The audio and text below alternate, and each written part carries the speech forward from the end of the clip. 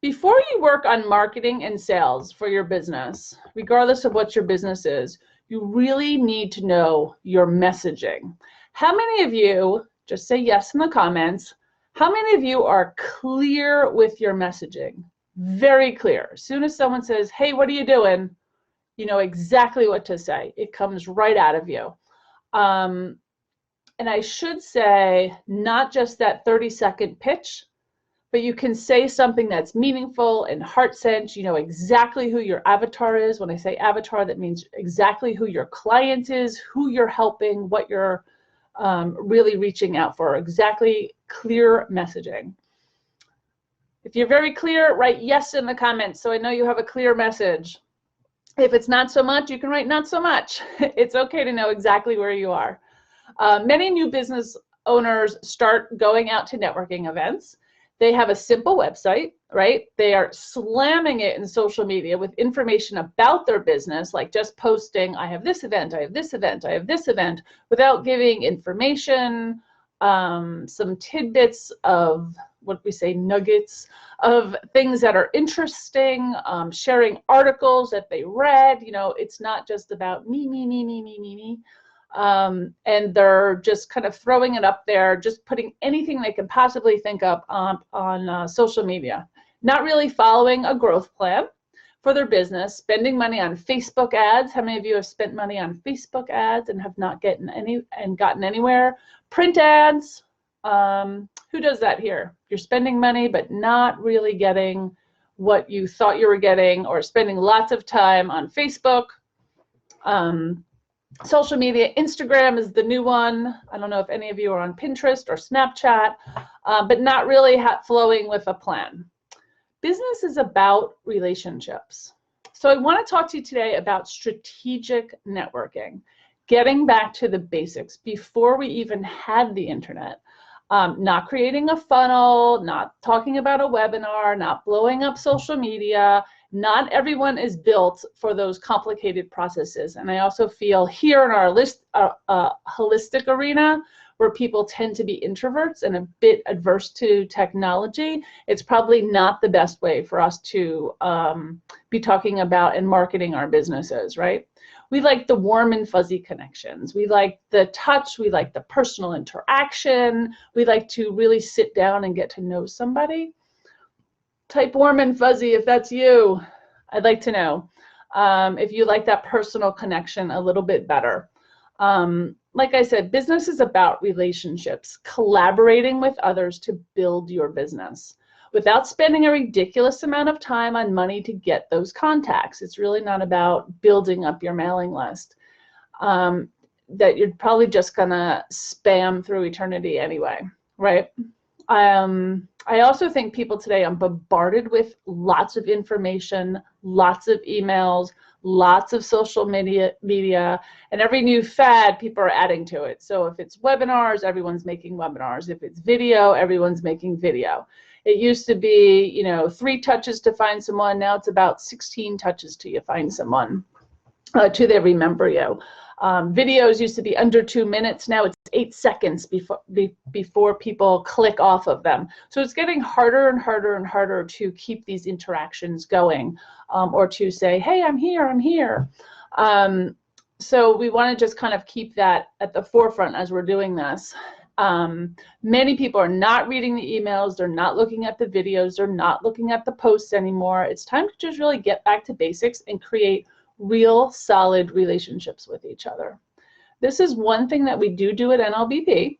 Even though we're all over the country, especially during our 90-day challenge, which is happening right now, members are meeting with others one-on-one and talking about businesses and goals. I usually suggest a coffee meeting if you're close by, but if not, Zoom, just like we're doing right now, a video, if it's Zoom, if it's Skype, even in Facebook, I think you can do that through Messenger now, have live video talks. They work just as well. It's just like meeting with someone.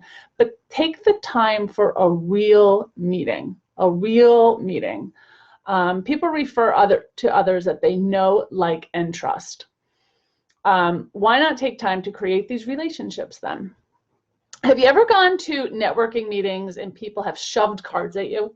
They're like, pick me, pick me, pick me, but not really asking about your business, or worse yet, this has happened to me.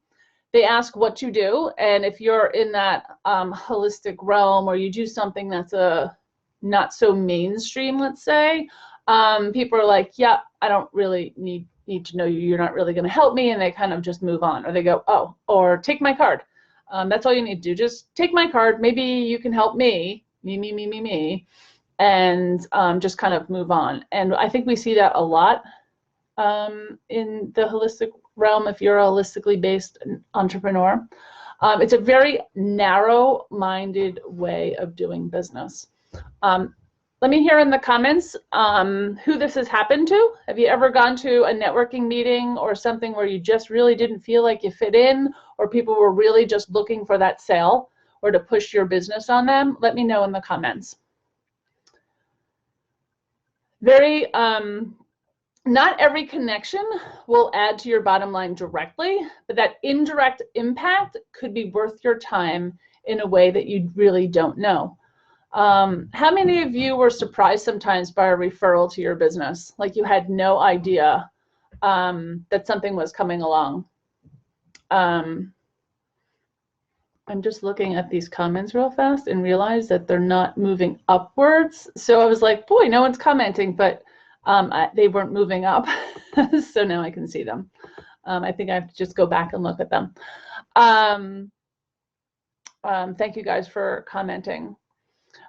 Sorry, so let me get back. So how many of you have been surprised by a referral that came through that you had no idea that you either made the connection or anything like that? And you're like, wow, I had no idea that that person was going to refer this other person to me, or I had no idea that that was an avenue. I just had this surprise last week, which made me kind of think about doing this talk. I connected with someone on LinkedIn, a great source, by the way. If you're not on LinkedIn, you need to be on LinkedIn. Very important. I think we even actually have a YouTube out there about connecting on LinkedIn and how to create that profile. But I think LinkedIn is a terrific professional network.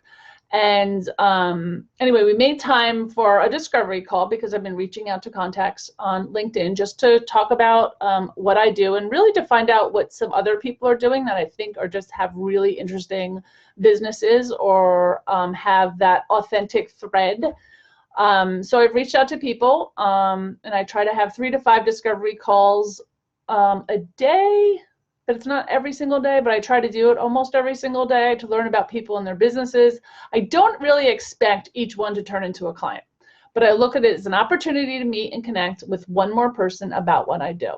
Anyway, after connecting with this person and learning about her work, I told her a bit about NLBP and what we were doing because she asked, right? I always start a conversation with asking, you know, tell me about your business. Tell me how you got into that. And not just because I'm trying to get to the end of it. It's because I care. I want to know. And for me, I really want to know what made them go in that direction. Because I find with holistic entrepreneurs, no two of them are alike. And I don't care if you have that exactly the same training or exactly the same title.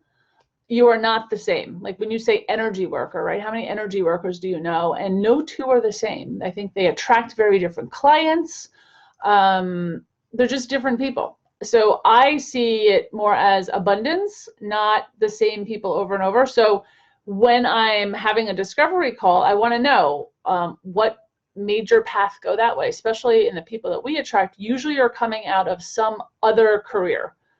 It's usually a divided life. They're walking 2 paths, and now all of a sudden they're coming together and becoming authentic in some way. So I was having this discussion with this person, and I was asking about what she was doing, and she asked me about my business, and she kept coming through and asking me again, and I really did not think that she was going to be a member at all. Like I was not going into it with that. It was just, if it works, it works. But that was not the reason for the call. It was really just to find out more about her. I thought nothing of it and answered. And she kept asking me about membership. I'd answer and go back and ask her more questions about her business. We hung up the phone. I keep notes on it. We hung up the phone. And I would say within an hour, I see her application come through And I was like, oh my gosh, I had no idea that was going to become a sale. It really wasn't the intent of the call, but it happens. I had another one yesterday, a great contact, ended up being a Jersey girl just like me on the other coast, or I should say in a different time zone. We had this great connection. And I think there will be a future of other connections and people that we know, or ways that we can help each other. And those are always really, really great connections to think about that. David, I see you saying surprise referrals do happen, especially when we connect with no specific reason. And that is so true. We talked about it a little bit on our podcast this week. It was called Process to Destination, I think it was called. But sometimes if you don't have a desired outcome, like you kind of just let it go and allow things to happen the way they flow. You know, not being attached to the outcome is really the way that you should go into every introduction, just saying it's one more person, because you never know who knows who and what their network is like, how they're connected. And I always think it's really that nugget, that tidbit, that something else that, you know, comes out in just a normal conversation that is going to help both of you or connect both of you in a way. So that's the difference between partnering with someone and prospecting. You're not prospecting for the sale, you're making that connection.